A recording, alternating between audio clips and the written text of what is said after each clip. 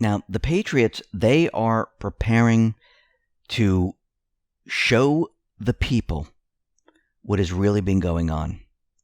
They're getting ready to show the world what true evil looks like. Now, once again, this is going to be hard for a lot of people. Does this mean it's coming tomorrow? No.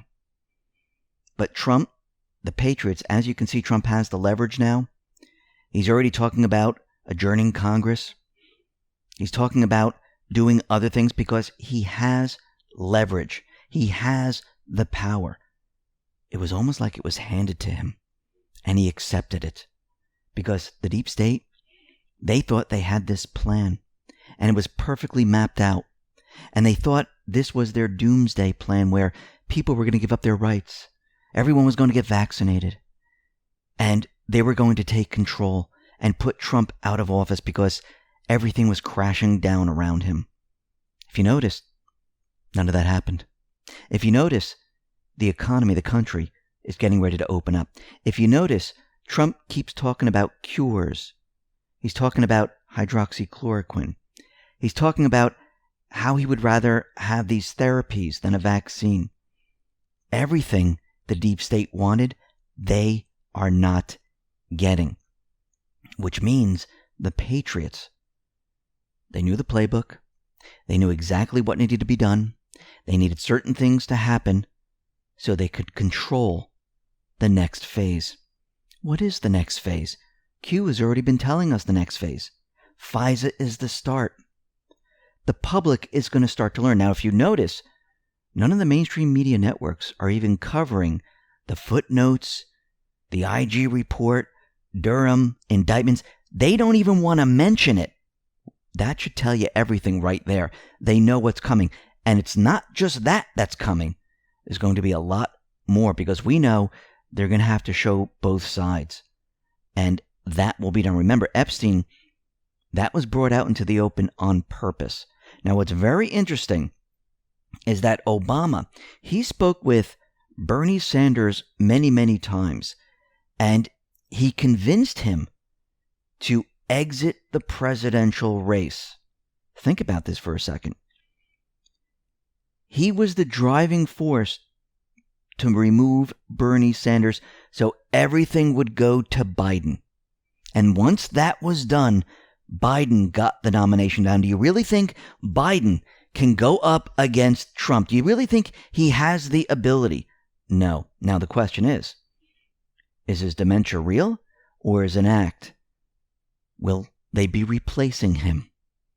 I do believe they are headed in that direction. Now, what's very interesting, the mainstream media, MSNBC host, they said something very interesting that maybe Joe Biden should create a shadow government to counter Trump. Now, first of all, they already have a shadow government. It's the deep state. It's the invisible enemy. They already have it in place. So are they talking about having another one, or are they projecting out there, letting everyone know that one already exists? Now, they can create whatever they want. The Patriots are in control.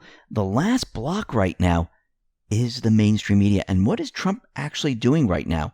He's going after the mainstream media, putting up those video clips, calling them out over and over and over to show people that they are fake news. Now, very interestingly, we know that there have been a lot of declassified footnotes in the IG report. And what's very interesting is they're working very, very hard and quickly to declassify as much as possible. I think they're building up to this and they want this all out there so people can understand what is going on. Now, the mainstream media, as we know, they're not reporting any of this. Now, this is coming out of the Federalist, the 9 key points from newly declassified report details on FISA abuse.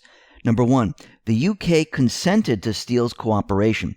Christopher Steele, the man behind the Steele dossier that formed the basis of several FISA surveillance applications, cooperated with the IG's investigation with the consent of his government, according to the newly declassified information. Number 2, there was potentially a lot more spying on the Trump campaign. It was clear even before yesterday's additional declassification that the Obama administration spied on the Trump campaign big time. But now we know that in addition to the electronic surveillance of Trump campaign associate Carter Page, the FBI conducted physical searches targeting Carter Page, which could include physical premises or personal property, and that the FISA court authorized overseas surveillance of Page. Number 3, the U.S. intelligence lacked derogatory information on Joseph Mifsud. The purported predicate for launching of Crossfire Hurricane was comments from George Papadopoulos to an Australian diplomat, Alexander Downer, that the Russians had dirt on Hillary Clinton. Papadopoulos later revealed that Joseph Mifsud was the source of that information. Number 4, more questions about the predicate. The IG report provided a sketch of how Papadopoulos' comments to Downer that the Russians had dirt on Hillary Clinton made their way to the FBI, but the sketch remains sketchy. The report stated that Downer spoke with a U.S. government official on July 26, 2016, and that the official then called the FBI's legal attaché to share that information during an in-person meeting.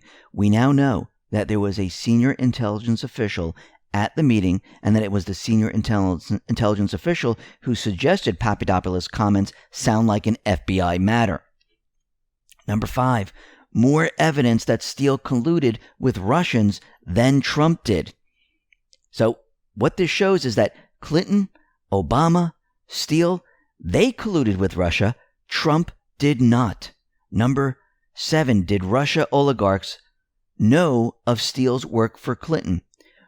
A one-sentence footnote declassified yesterday further strengthens the case of possible Russia disinformation, as well as raising several additional serious questions. Sensitive source reporting from the June 2017 indicated that a person affiliated to Russia Oligarch 1 was possibly aware of Steele's election investigation as early as July 2016.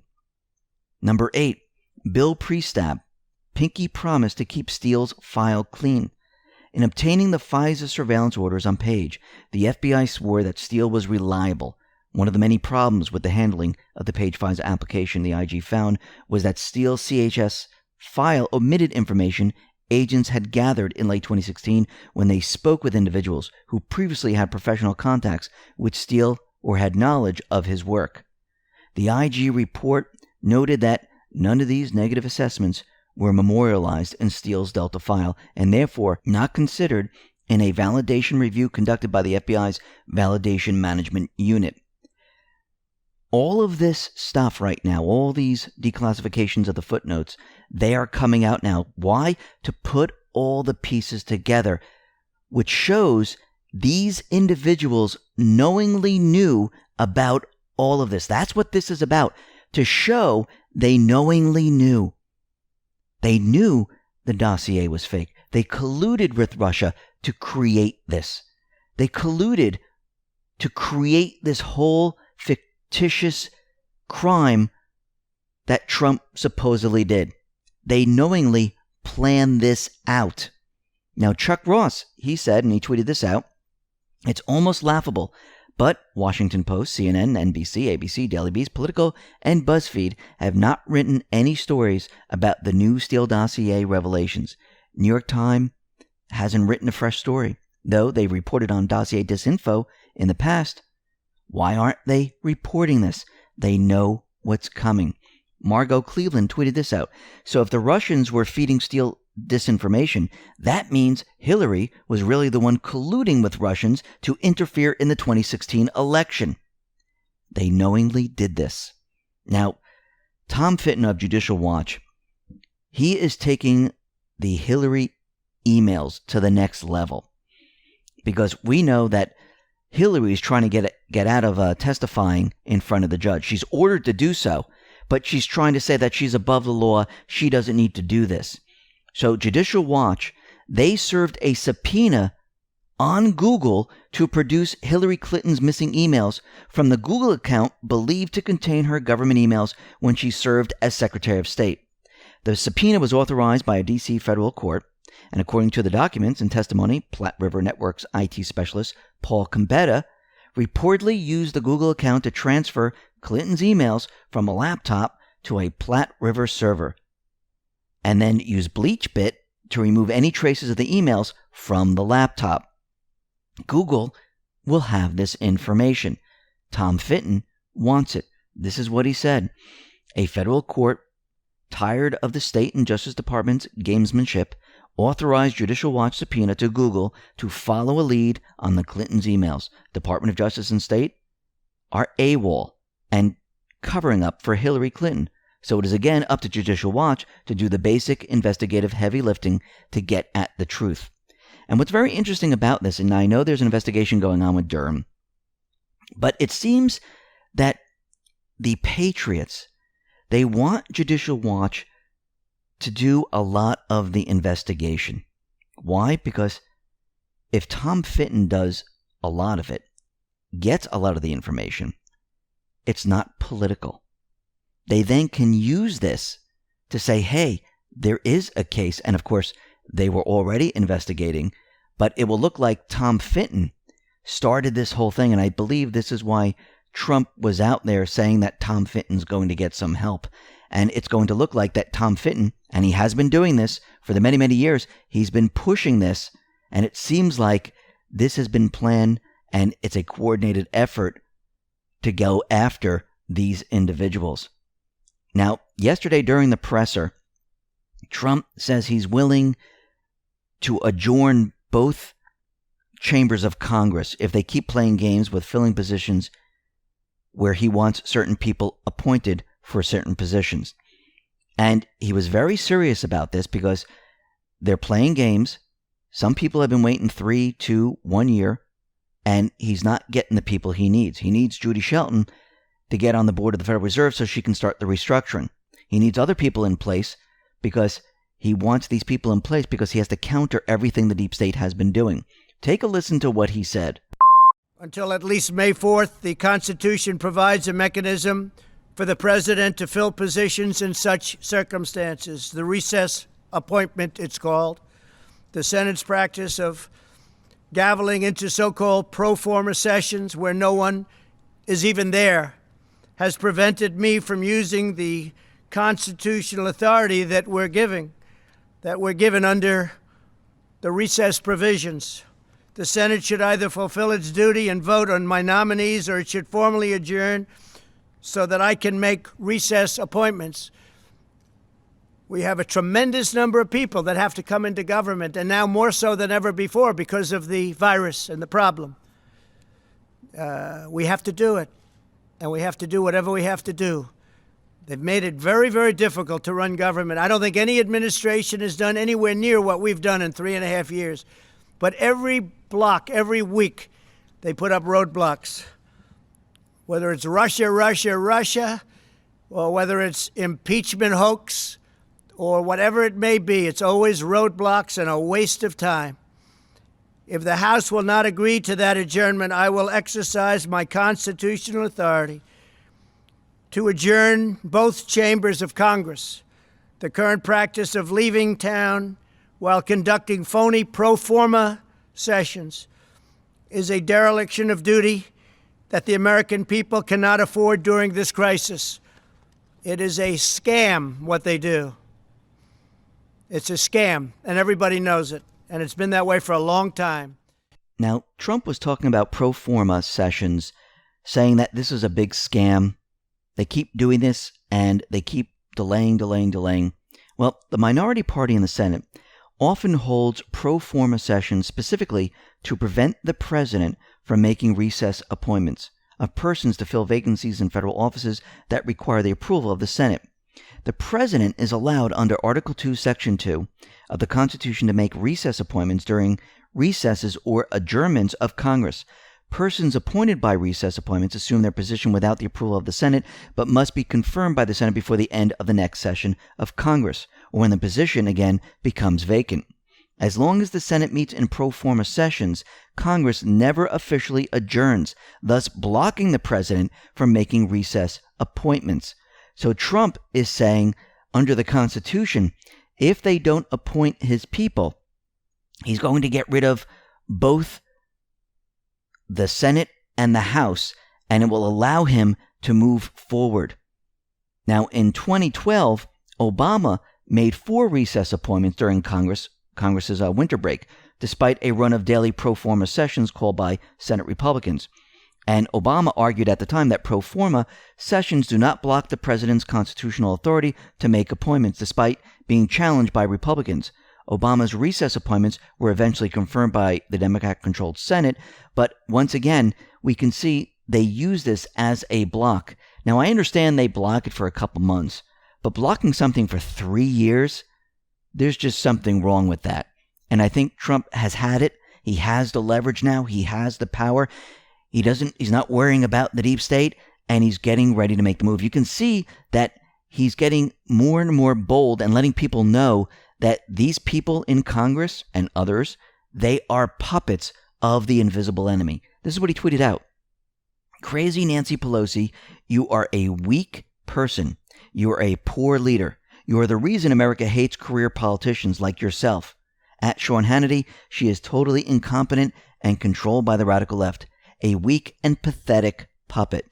Come back to Washington and do your job. And he's pointing it out that these people, they are puppets. They take orders. And they're paid. How? Through money laundering. So this is a cycle that continues on. Now you can see with this event, people now are getting stir crazy. They don't like being locked in their homes. They don't like being told that you can't go out. They don't like being told you can't go to church or temple or any other place. They don't like the government telling them they can't do things. And the people now, they're starting to get angry. Look at Michigan. We had gridlock because Michigan Governor Whitmer, she is telling people they can't do anything, and they're arresting people and fining people. And people rallied and said, we're not doing this anymore. We have rights. It doesn't matter if it's a pandemic. Actually, a group of sheriffs announced they will not enforce some of her executive orders because it goes against the people's rights. She's the one that was trying to hold back hydroxychloroquine. And I do believe that David Jander called her out on this and said that she's trying to practice medicine without a license. She's not a doctor. It's all falling apart. And with Trump removing the funding from the WHO, you can see Hillary Clinton, the mainstream media, they are all panicking. Actually, Bill Gates is panicking. Bill Gates is in trouble right now. He said halting funding for the World Health Organization during a world health crisis is as dangerous as it sounds. Their work is slowing the spread of COVID-19, and if that work is stopped, no other organization can replace them. The world needs WHO now more than ever. Actually, the WHO is doing the opposite. This is what Trump is saying. They weren't stopping the spread. They were allowing the spread. Look at the timelines. That's what he keeps saying. And Jordan Sather, he brought up something very interesting. This is a quote from the first Director General of the World Health Organization. He said, ruminate on this one. And this is Brock Chisholm. To achieve world government, it is necessary to remove from the minds of men their individualism, loyalty to family traditions, national patriotism, and religious dogmas. Sounds really familiar, doesn't it? Isn't this what they were trying to do? Absolutely. And like I said, Trump, he's out there and he's telling the public, you got to look at some of the timelines. He's pointing out the timing of the virus, where it came from, who was responsible. Start putting the pieces together. I think we know what he's talking about. Now, the mainstream media, they're trying to get ahead of where this originated. Now, they started out in the wet market. They said it was from bats. And now we're having all these investigations happen, not just here in the U.S. And they're starting to say, you know something? We believe it originated in the Wuhan laboratory, but not as a bioweapon. It might have just leaked out. What they're doing right now is they're trying to get ahead of the story. Remember way back where they and Facebook did this? They said, no, if you mention this, we're just taking it down. It came from the wet market, period. Now the story is changing. They're saying, oh, it might have been leaked from the Wuhan laboratory, but it's not a bioweapon. Well, that's them trying to get ahead of it. And guess what comes next? I think we all know. Now, something very interesting. Everyone thought that the deep state, they were going to take control. We're all going to be vaccinated. Yes, this was their plan. They wanted to remove our rights. They thought this was their big chance. But right in the very beginning, Trump mentioned hydroxychloroquine. He countered the entire deep state plan just by mentioning that drug. He countered the entire thing. And they pushed and pushed and pushed. But now Trump is out there and he is mentioning therapies. He's mentioning that there's other cures, that since we have these therapies, we might not even need the vaccine. And I think he's letting everyone know that a lot's going to be coming out. Take a listen to what he said. To put it mildly, my administration is using every available authority to accelerate the development, study, and delivery of therapies. So important, therapies, treatments, and ultimately what we want to come up with is a safe vaccine. But frankly, the therapies to me are the most important because it takes care of people right now. The vaccines have to be tested, so it takes a longer period of time. But we have some great potential therapies already, and we'll see how they're working. We'll be able to report on that, I think, over the next week or two. Tremendous progress has been made. At least 35 clinical trials of promising therapies are now underway. So 35 different genius companies. If you look at AIDS, if you look at Ebola, if you look at so many things, they've come up with the answers to so many things. You wouldn't have believed it, and we're very honored to be working with them. They include antivirals and also, and they something which is incredible, keeps the virus from multiplying, a mechanism that keeps the virus from multiplying, immune therapies that prevent the immune system from overreaching to the virus. So just from that, it sounds like he's letting everyone know that things are going to change very, very rapidly, and we're going to be looking in a completely different direction, and we're not going to be looking at vaccines. We're going to be looking at therapies that do wonders. Now, Martin Geddes, he tweeted this out. Many people would ignore or try to spin Spygate, but nobody can justify suppression of cures. Everyone in the media, political class involved in that will soon be, toast. Their downplaying of every treatment protocol except vaccines speaks volumes. Public will be enraged. They will, and that's not the only thing they're going to be enraged about. Let's get into some of Q's posts, because Q is letting us know that something is about to happen here, because Q is now feeding us information of what is coming. Now, this is post 3972. This is an NPR link, and this was back in 2016 when Obama was leaving office. And this is a transcript and a video. I'm not going to play the whole thing. If you like to listen to it, you can come to the X22 report. You can click on the report title, scroll down to the bottom, look for the Q post, and you can click on that. Or you can go to Q's post and play it any way you want to do it, or you can search on np.org and you can search for this interview. This says, think then, think now. So Obama was talking about Russian collusion. He was talking about all the intelligence agencies came to a consensus that the DNC was hacked.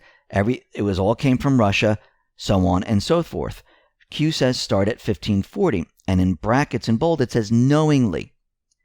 So Obama said this right before Trump took office, as he knowingly had been involved in using foreign entities and U.S. agencies to illegally spy on the Trump campaign.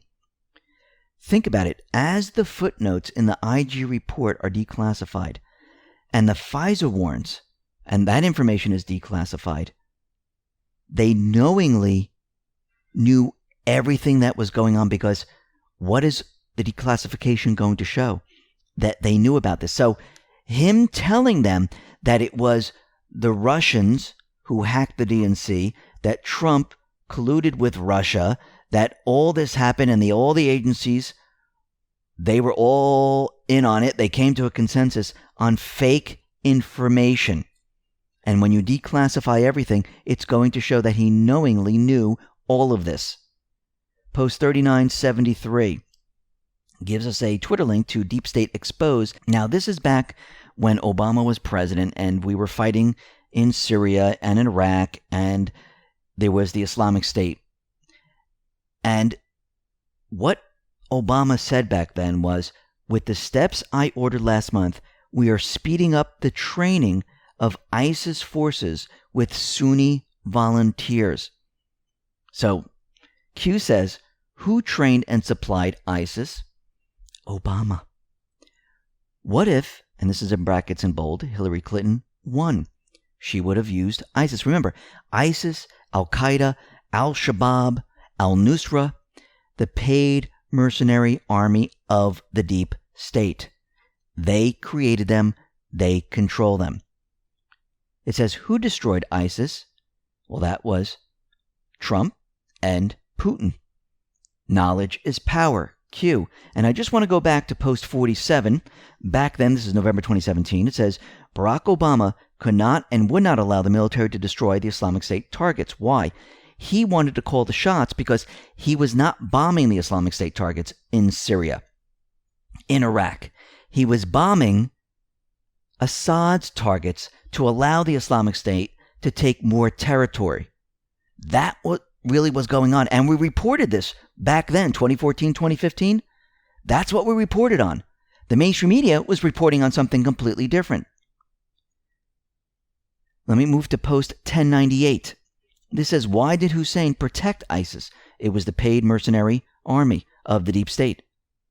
POTUS, ISIS focused and destroyed in 1 year, versus Hussein, 8 years. Actually, during the Obama administration, they came out and said, they're just too strong. This war might go on forever. We just can't see any way of beating them. Well, we now know why. We knew back then they weren't fighting the Islamic State. Why do you think the oil convoys kept on shipping oil to Erdogan from Syria to Turkey? Why did Putin come in and destroy the oil convoy right off the bat? Then when Trump was elected, he came in and destroyed the rest of it. How come they can find it? Think about it. Post 2640. Hussein ISIS JV team. Did ISIS form under Hussein's watch? Yes. This whole thing was created to control the Middle East with their paid mercenary army. And we have to understand, the reason why they went after Al-Qaeda, why they had the declarations to go after terrorists in all these countries, because when they have regime change, anyone that's trying to remove their puppet government, they called Al-Qaeda and they bombed those people. They weren't Al-Qaeda. They were people trying to take back their country. But the mainstream media and the rest called them Al-Qaeda. They called them terrorists to make you think, oh, look, the terrorists are running through the country trying to take back the country. No. At that point, it was the people trying to remove the puppet government. Let's move on to post 3974. Gives us a Twitter link to Jack. This is his tweet. And Jack is the CEO of Twitter. Making the good pasta. Reading through some amazing parts of the satanic verses. The golden threads begin to intertwine. Under this it says, it will be your choice whether to know. Q is going to show us stuff. I think Trump is going to show us a lot of stuff. And it's going to be the people's choice of how far they go. And we have to think of the enhanced narcotics mission. Think illicit trafficking. Think Podesta art. Think Ray Chandler. Think about what Jack is doing. Jack is a puppet of those who hide behind the curtain. Pelosi, a lot of the corrupt politicians, they are puppets. They take orders. Let's move on to post 3975. Q gives us a YouTube link, and it's very serene music with an object that's floating. And it says, clear your mind, heal. Now, we've been through this event, and a lot of people are home. A lot of people are getting antsy. A lot of people are getting upset because they wanted a lot more to happen, and I do believe a lot more is coming. But this was about gaining leverage, this first part. Is it over? No, it's just beginning. I think Q wants us to relax, clear our minds, take a moment, and get ready for what is coming. Just because something doesn't happen at this split second doesn't mean it's not going to happen. Remove the expectations of time and let the plan flow. Because when you put time and you expect something to happen on a certain date and it doesn't, you get very upset. Just remember, Trump, his administration, they're doing all of this because they want to get them and trap them. They have one chance. They're exposing all of this, not just to expose it. Think about it. Think about Trump's family. Do you think the deep state, if he decided not to do anything, not to arrest anyone, not to do any of this, you think they're just going to let them walk away and everything's going to be okay? Do you think his family is in danger and all those people that work with him are in danger? I mean, everyone's getting upset. There's no reason to. You're not in harm's way. They are. You don't think they're going to complete the mission? Of course they are. What do you think he's done in the first part of this pandemic storm? He's taken total control. Think about it. National emergency.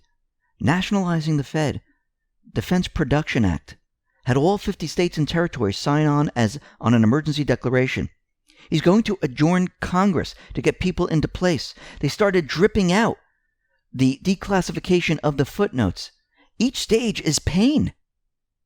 And he's moving in that direction. We need to relax and enjoy the show.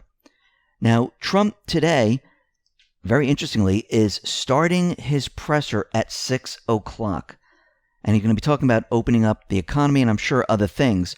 And it reminds me of Post 3599 where it says 6 o'clock can be very dangerous. And I do believe that Trump has now gained a lot of control over everything. He's destroying the deep state's power structure, getting rid of the cartels, the MS-13 gangs, and other things.